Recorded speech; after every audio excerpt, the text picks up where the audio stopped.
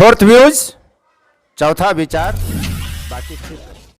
बिहार ही नहीं बल्कि हिंदी पट्टी क्षेत्र में आम तौर पे यह कहा जाता है कि जो पिछड़ा वर्ग है, जो अति पिछड़ा वर्ग है, जो शेड्यूल कास्ट है, जो जनजातीय समाज है, उसके पिछड़ेपन के लिए सिर्फ और सिर्फ सवर्ण जिम्मेदार है। सवाल यह है कि क्या आज के हालात में इस परिस्थिति के लिए सवर्णों को जिम्मेदार ठहराया जा सकता है?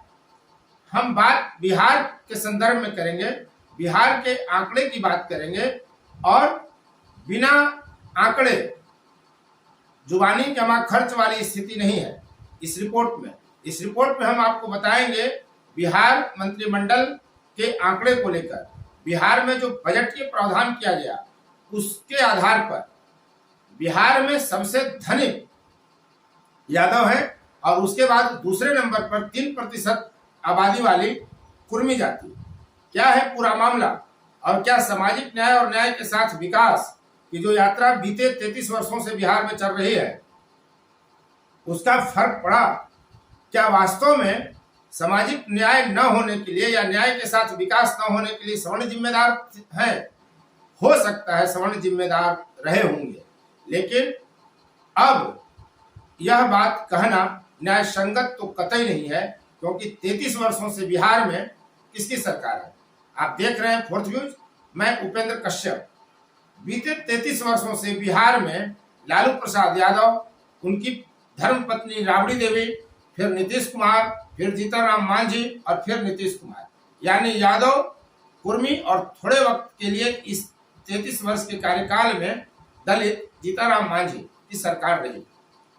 अब अगर 33 वर्ष में भी स्थिति यह है कि पिछड़ा, अति पिछड़ा, दलित, महादलित का विकास नहीं हो रहा, तो इसके लिए आप कैसे सवर्णों को जिम्मेदार ठहरा सकते हैं, जबकि सवर्णों की भागीदारी लगातार घट रही है बिहार में विधायक एमपी की संख्या के रूप में और बिहार मंत्रिमंडल के संदर्भ में भी। कभी सवर्णों का वर्चस्व रहा करता था बिहार मंत्रिमंडल पर, मुख्यमंत्री सवर्ण ही बनते रहे थे, लेकिन जो बदलाव आया, सामाजिक बदलाव बिहार में आया, जो सवर्णों के खिलाफ एक आक्रोश आया, उनके खिलाफ जो आंदोलन की तस्वीर बनी, चाहे जगदेव प्रसाद हो चाहे नक्सल आंदोलन हो, सवर्णों को हाशिए पर खड़ा कर दिया गया। हम यहाँ सवर्ण विरोध या सवर्ण पक्षधरता की बात नहीं कर रहे, जो वर्तमान परिस्थिति है उसका हम विश्लेषण कर रहे हैं और उसके संदर्भ में कुछ सवाल खड़ा कर रहे हैं। सवाल यह है कि सवर्ण ही पिछड़े, अति पिछड़े, दलित, महादलित के अविकास के लिए, उनका अपेक्षित विकास न होने के लिए कैसे जिम्मेदार है? दूसरी बात, जो विकसित है, क्या वे यह मानने के लिए तैयार हैं कि वे विकसित हो गए हैं? तीसरी बात कि जो विकास कर रहे हैं, क्या वे अपने विकास करने की गति से संतुष्ट हैं? कोई भी जाति हो, धर्म हो, वर्ग हो, उसका कोई भी व्यक्ति अपनी वर्तमान स्थिति से संतुष्ट नहीं होता, यही अंतिम सत्य है। लोग चाहे जितना विकास कर लें, वो अपने को अब विकासशील ही बताने में गर्व महसूस करते हैं, विकसित बहुत कम लोग खुद को बताते हैं। ऐसे में यह सवाल तो प्रासंगिक ही है कि आखिर सवर्ण ही जिम्मेदार कैसे हैं? कभी रहे होंगे, मंत्रिमंडल में उनकी संख्या अधिक रहती थी, मुख्यमंत्री वे रहते थे, तमाम की पोस्ट पर वही रहते थे, लेकिन जब 33 साल से सरकार सामाजिक न्याय की बात करने वालों की है, न्याय के साथ विकास करने वालों के लिए है, तो फिर सवर्ण कैसे जिम्मेदार ठहरा जा सकते हैं? क्या 33 वर्ष पर्याप्त नहीं है कि बिहार में पिछड़े, अति पिछड़े, दलित, महादलित को विकसित बनाया जा सके या कम से कम संतोषजनक विकासशील स्थिति में लाया जा सके? यदि ऐसा नहीं हो सका तो क्या लालू यादव, नीतीश कुमार, जीतनराम मांझी जिम्मेदार नहीं है, जिनकी लगातार सरकार चल रही है? और एक बात तो डंके की चोट पर कही जा सकती है कि जिस ताकत के साथ लालू यादव सत्ता में आए थे, जिस ताकत के साथ नीतीश कुमार ने सत्ता चलाई, जिस ताकत के साथ नीतीश कुमार और तेजस्वी की सरकार है, आप यह नहीं कह सकते कि इनके पास ताकत नहीं है इसलिए ये कुछ कर नहीं सके या बहुत कुछ नहीं कर सके। इनके पास ताकत रही है, ताकत है और शायद आने वाले कई दशक तक बिहार में सवर्ण मुख्यमंत्री और सवर्णों का मंत्रिमंडल में वर्चस्व दूर दूर तक संभव नहीं दिखता। ऐसी परिस्थिति में सामाजिक रूप से क्रांतिकारी बदलाव तो आया, लेकिन जो हाशिए पर खड़ी आबादी थी, जो समाज हाशिए पर खड़ा था, उसका विकास भला क्यों नहीं हो सका। आपको हम एक आंकड़ा बताते हैं। विजय चौधरी ने बिहार विधानमंडल में बजट जो ताजा प्रस्तुत किया, उसके हिसाब से आप देखें तो सबसे ज्यादा 31 सदस्यीय मंत्रिमंडल है बिहार में, जिसमें सबसे अधिक यादव जाति के 8 मंत्री हैं।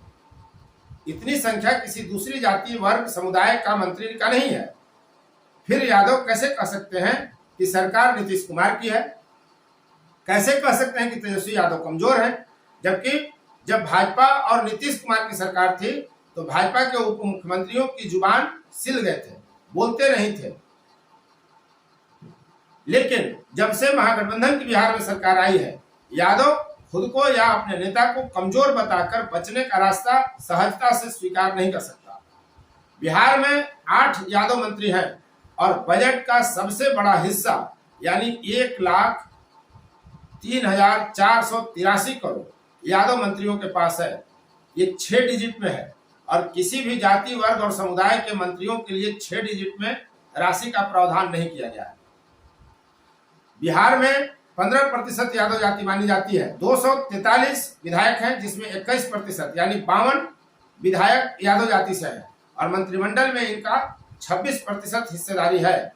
तो ये कमजोर नहीं है। जो लोग विक्टिम कार्ड खेलने का काम कर रहे हैं, उनको आप यह आंकड़ा बता सकते हैं। जो आज हर मुद्दे पर यह कहते हैं कि अभी तेजस्वी यादव की सरकार नहीं है, तेजस्वी यादव मुख्यमंत्री नहीं है, उनके लिए आप यह तर्क रख सकते हैं कि और कितना आपको चाहिए। बिहार में मात्र 3% लगभग कुर्मी जाति की आबादी है। नीतीश कुमार जिसके नेता हैं और बिहार के मुख्यमंत्री हैं, मात्र 2 कुर्मी बिहार सरकार में मंत्री हैं और इन दोनों के पास 31,377 करोड़ रुपए बजटीय प्रावधान किया गया है, उसके हिसाब से है। शेड्यूल कास्ट की जो स्थिति है, उसके 6 मंत्री हैं और उनके हिस्से 22,048 करोड़ रुपया आया है। यह जातिवार आंकड़ा जो हम आपको बता रहे हैं, ये बिहार में जातीय पत्रकारिता की धुरी बन गए, जातीय आंकड़ों की धुरी बन गए। वीरेंद्र यादव न्यूज के संपादक वीरेंद्र यादव के हवाले से आपको बता रहा हूं, जो उन्होंने अपने अखबार में प्रकाशित भी किया है। कोयरी 2 मंत्री हैं और 10,778 करोड़ हिस्सा इनको मिला है। अति पिछड़ा समाज से 3 मंत्री हैं, जिनके हिस्से 10,431 करोड़ रुपए मिला है। अब हम बात सवर्णों की करते हैं। कभी सवर्ण सिरमौर रहा करते थे, आज विधानसभा में उनकी भागीदारी मात्र 13% है। मंत्रिमंडल में 4 मंत्री हैं, यानी 3.5% पर वो सिमट कर रह गए हैं। सत्ता की भागीदारी में 3.5% मात्र सवर्णों की रह गई है और बिहार में सवर्ण जातियों में भूमिहार, राजपूत, ब्राह्मण और कायस्थ चारों आते हैं। तो इनकी हिस्सेदारी मात्र 3.5% रह गई है। 4 मंत्री हैं और इनके हिस्से 9,326 करोड़ रुपए आया है। 5 मंत्री मुस्लिम बिरादरी के हैं और इनके जिम्मे 8,803 करोड़ रुपया आया है। साहब, बनिया को कौन पूछता है? बिहार की राजनीति में स्थिति यह है कि एक बड़ी आबादी, यदि तमाम वैश्यों की संख्या अगर आप ले लें तो यादव मुस्लिम से कम नहीं है, लेकिन इनकी हिस्सेदारी क्या है? नगण्य। 31 सदस्यीय मंत्रिमंडल में मात्र 1 बनिया जाति का मंत्री है और उसके हिस्से सबसे कम 1,648 करोड़ रुपए का बजटीय प्रावधान के तहत हिस्सा मिला है। तो ये है आंकड़ा। अब बताइए कि ऐसी स्थिति में क्या सवर्णों को ही अवर्णों के अविकास के लिए जिम्मेदार ठहराया जा सकता है? याद रखिए, 33 वर्ष से लालू यादव, राबड़ी देवी, नीतीश कुमार और जीतनराम मांझी की मजबूत सरकार बिहार में चल रही है। तो नजरिया बदलने की जरूरत है, तभी आपका नजारा बदलेगा। और विकास के लिए कोई दूसरे वर्ग को जिम्मेदार ठहराने से अधिक अपनी जिम्मेदारी तय करिए। जब तक आप अपनी जिम्मेदारी तय नहीं करेंगे, आप विकसित नहीं हो सकते। आपके विकसित होने में कोई अब रोड़ा नहीं बन सकता, कोई बाधक नहीं बन सकता।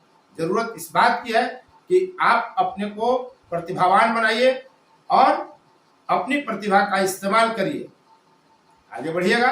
यह और बात है कि एकता में बल है, लेकिन हर जगह काम नहीं आएगा। आपको विकास स्व पर करना होगा, अपने बल पर करना होगा। कोई किसी के लिए रास्ता नहीं देता साहब, अपना रास्ता खुद बनाना पड़ता है। अब तक इस वीडियो में बने रहने के लिए आपको बहुत बहुत धन्यवाद। यदि अब तक आपने इस चैनल को सब्सक्राइब नहीं किया है तो चैनल को सब्सक्राइब कर लें, शेयर लाइक कमेंट जरूर करें। धन्यवाद।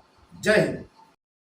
फोर्थ व्यूज, चौथा विचार, बाकी फिर